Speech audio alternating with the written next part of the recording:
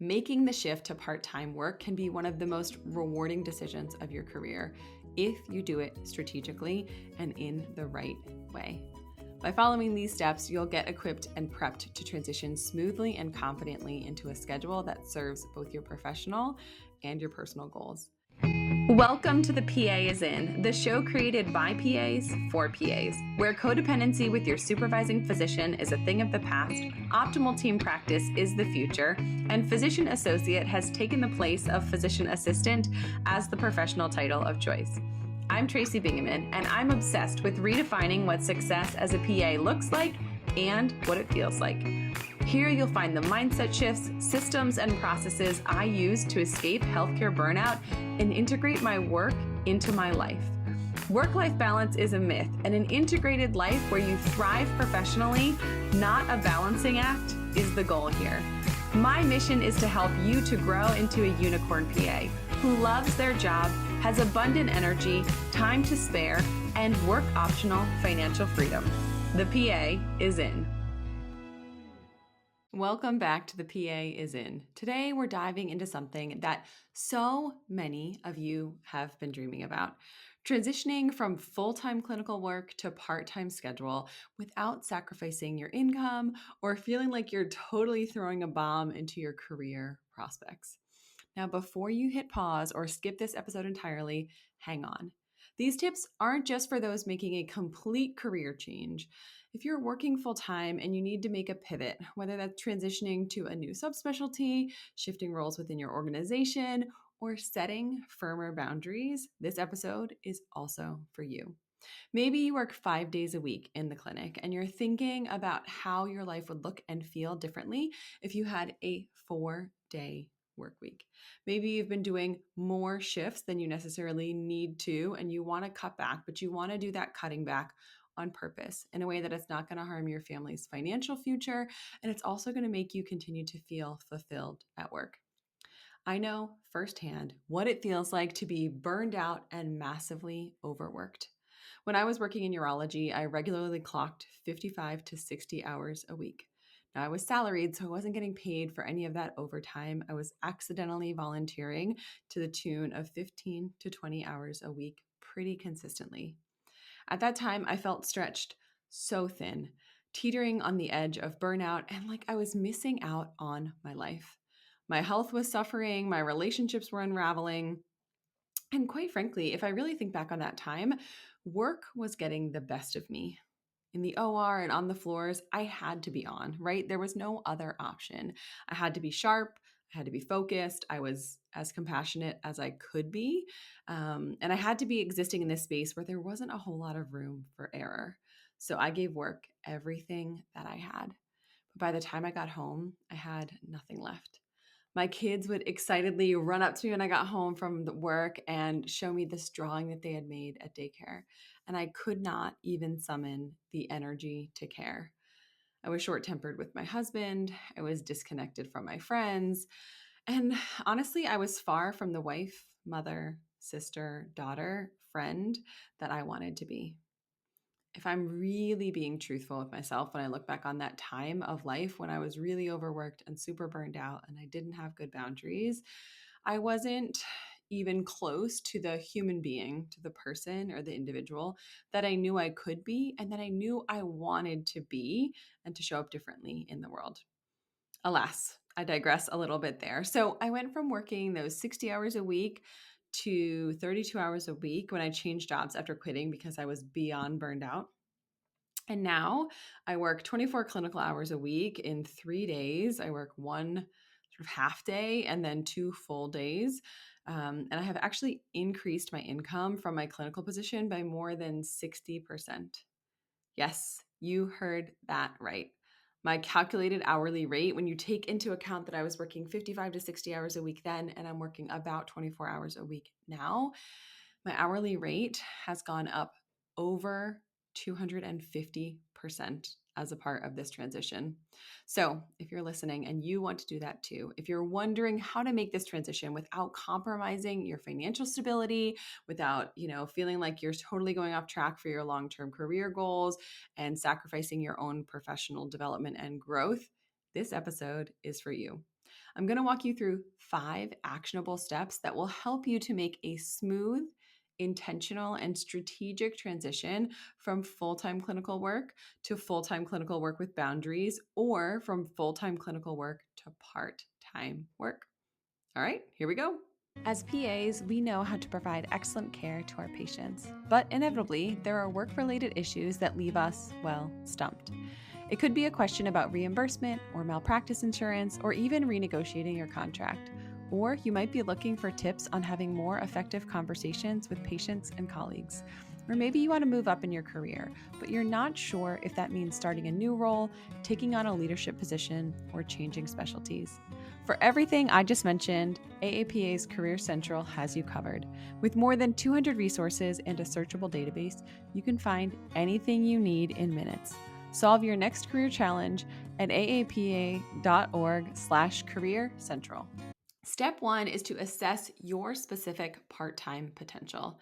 Before you make the leap, before you give notice, before you even sit down and have a conversation with anyone at work, take a step back and evaluate where you are now. Ask yourself some really important questions and get quiet and thoughtful and honest with the answers. Ask yourself things like, how would part-time hours fit into my current lifestyle? What adjustments would I need to make in order for this to be a reality? What does my employer expect in terms of coverage from me and in terms of flexibility on availability?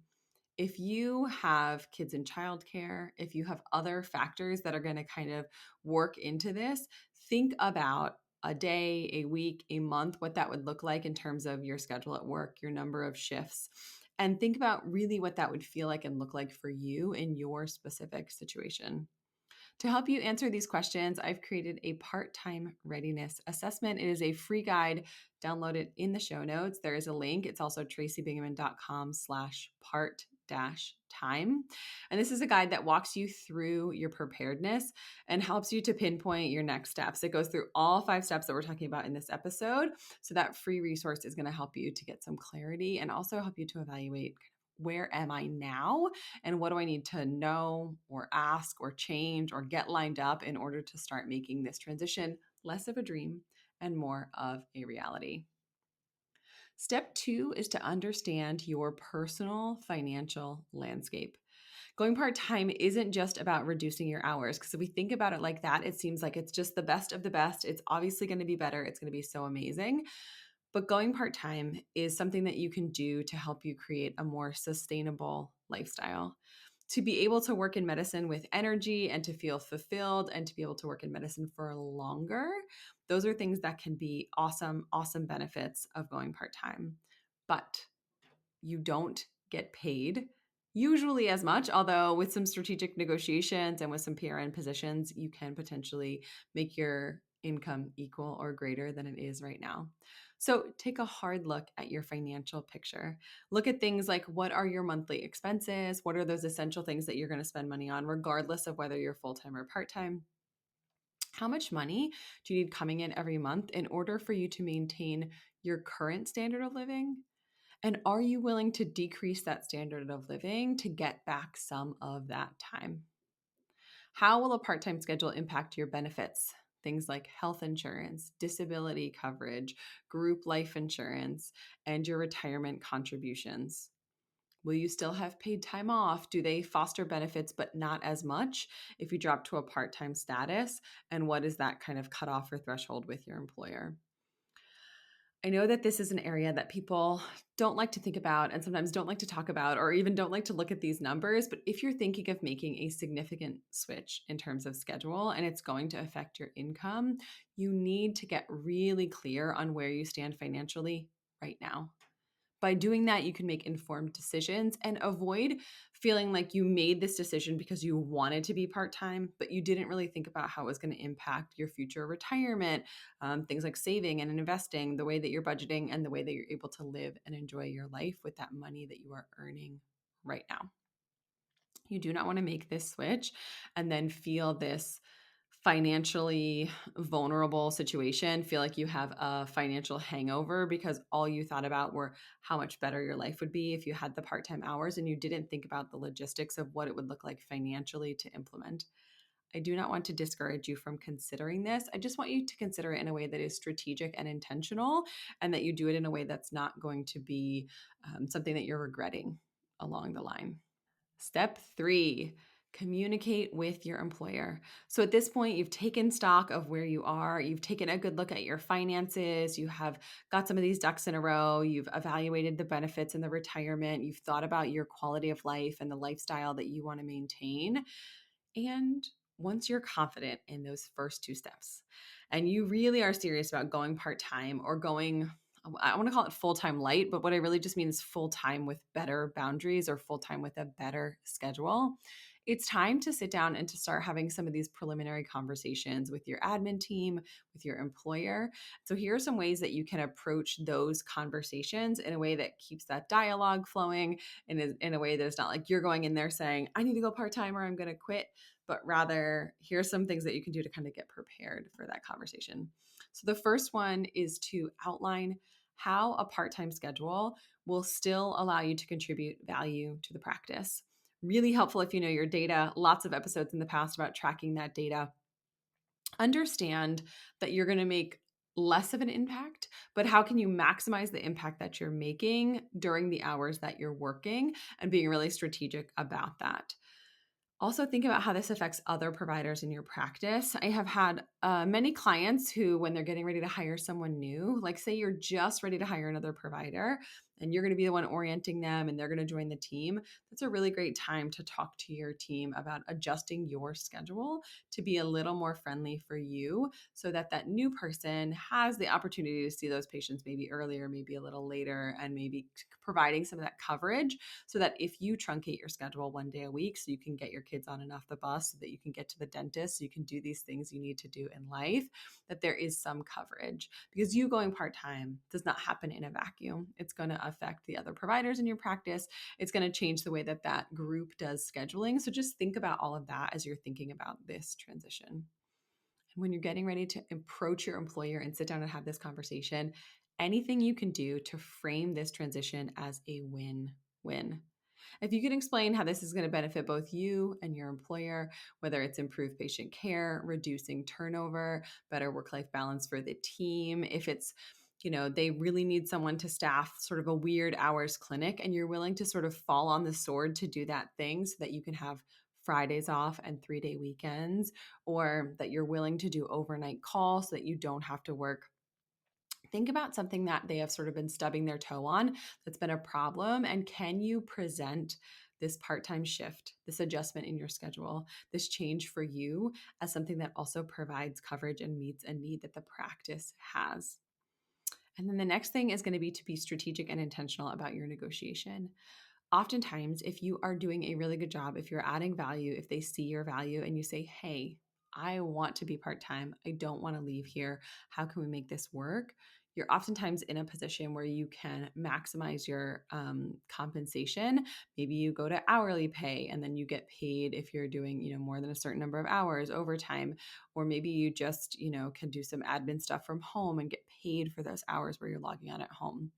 Talk to them about things like restructuring your benefits and what they're willing to foster in terms of if you are part-time versus full-time, or taking some of those higher paying shifts. So if you are going to go part-time, but you want to work the nights and you get a shift differential, that's a way that you can kind of soften that blow financially so that you still get that time back, but you don't have such a big drop in your income all at once. So your employer is most likely to say yes if they see your value and if you explain clearly how this is going to benefit them also. We all know that recruitment and training and onboarding and having downtime in between providers is very costly for your employer. So say, hey, I don't want to leave. I don't want you to have to go find someone else. I don't want them to have to train someone else to replace me. I do want to stay, but I need to stay in a different capacity than I have in the past. How can we solve that problem together and get them on board with creating a solution so that you two are on the same team? You might not know this about me, but one of my most despised tasks as a clinician is charting. That's why I'm always searching for hacks, tools, and tactics to make charting more accurate, efficient, and less of a huge pain in the butt. If you too want to spend more time connecting with your patients and less time pointing, clicking, and typing into their chart, you should definitely check out Freed AI. Freed AI is a medical scribe on a mission to free clinicians everywhere from the purgatory that is writing notes. Freed AI listens, transcribes, and writes your medical documentation for you. You can even use the code PA50 for $50 off your first month with Freed AI. These notes are written in your style and done for you by the end of the visit. Can you imagine what it would feel like to leave work on time, notes done, without having to crack your laptop open in the evening? Freed is HIPAA compliant, completely secure, and it takes less than 30 seconds to learn. Get back to what you love doing, treating your patients, and let Freed AI do the rest. Now, step number 4 is to explore some flexible alternative income opportunities. So maybe your current job would let you go part-time, or you think they'd be amenable to it, but you can't take that hit in terms of income all the way. But think about other ways that you can generate income, other things that you can do with your experience, with your degree, maybe something virtual. So maybe an online position that can give you part-time and flexibility can be paired with your current position. Or maybe you can find a part-time position online where the compensation is better and the quality of life is better. Consider things like telemedicine, consulting, picking up some per diem shifts that pay at a premium to supplement your income.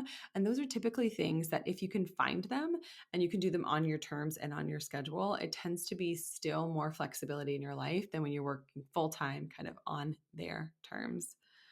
Get creative here. It does not necessarily have to be working clinically, although I do find that that's probably the best use of the average person's time if they don't want to start a business, if they don't want to scale something, is to get some per diem, shifts.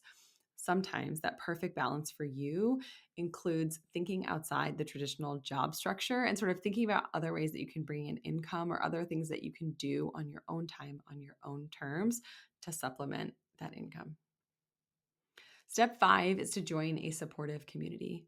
Going part time is a major career shift. We can feel a little adrift. We can feel like we're not sure exactly how to make this transition strategically and effectively.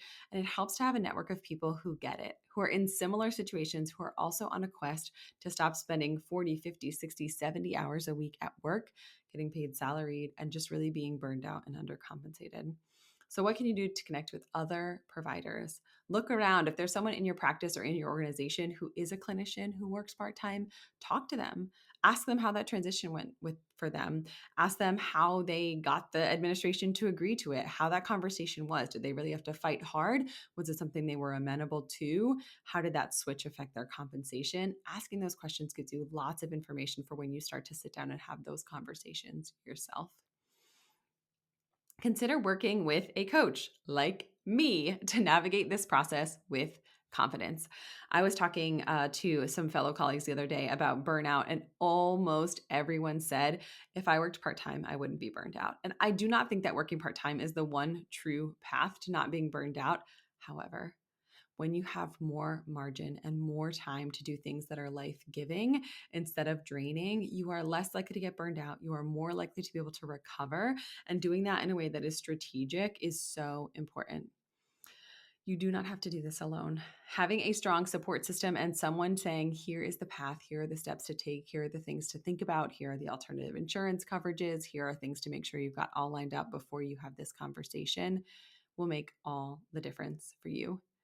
We have a group coaching program. I would like to invite you to join us inside of the part-time pathway. If you are full-time looking to have better boundaries, if you are full-time looking to transition to part-time, we are starting the part-time pathway cohort. The next one starts March 24th, so end of March 2025.